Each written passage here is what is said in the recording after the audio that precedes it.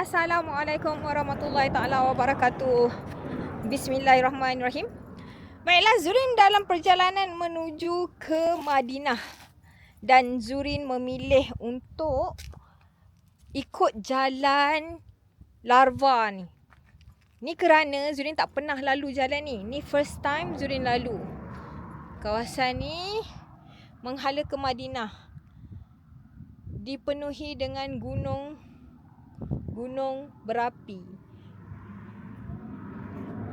Okey, ada satu kereta ni dia berhenti. Zurin memang akan ikut insting Zurin. Bila berjalan seorang-seorang ni, Zurin akan ikut insting Zurin. Dia rasa macam baik belah. Jadi marilah kita belah. Ha ha ha ha. Selepas meninggalkan Al-Wabah kereta, perjalanan Zurin diteruskan menuju ke Madinah. Di hadapan Zurin terbentang sebuah landscape yang sangat berbeza. Padang lava hitam yang terbentuk daripada letusan gunung berapi ribuan tahun dahulu. Subhanallah, sangat-sangat memukau pandangan. Dia sangat-sangat lapang, tenang dan mendamaikan jiwa. Subhanallah.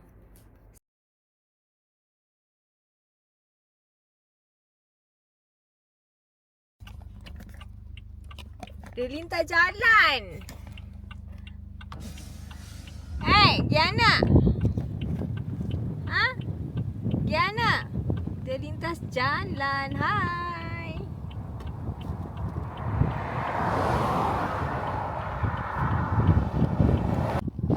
Zurin berhenti solat sekejap. Cantik dalam dia. Bersih. Memang bersih. Selesa. Jom kita solat jap. Lepas tu kita teruskan perjalanan kita.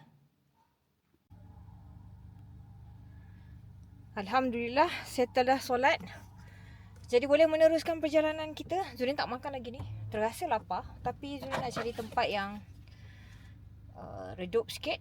Sebab Zurin realise kawasan ni dia tak ada pokok-pokok besar tau.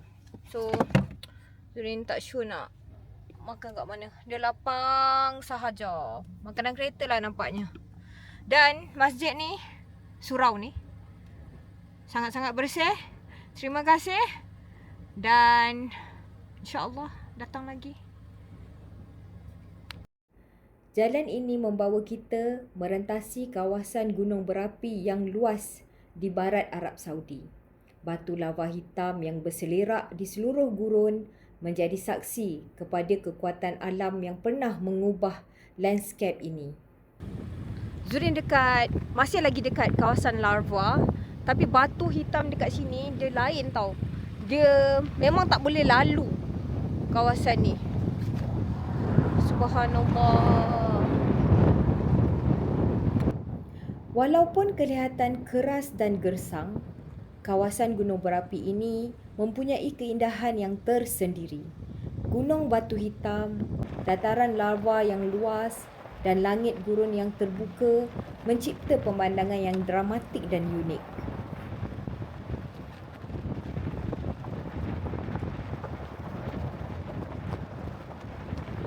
Kawasan ini merupakan sebahagian daripada medan lava yang besar dikenali sebagai Harad. Letusan gunung berapi di wilayah ini berlaku selama ribuan tahun dan sebahagiannya masih lagi dianggap aktif.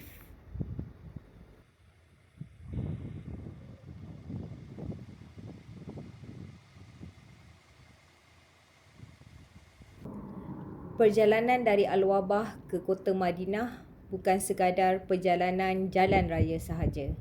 Ia adalah perjalanan merentasi sejarah alam dari gunung berapi purba hingga ke kota yang penuh sejarah.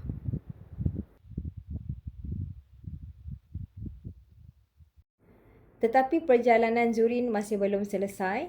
Di utara Madinah terdapat sebuah oasis yang pernah terkenal dalam sejarah Islam, iaitu Fadak.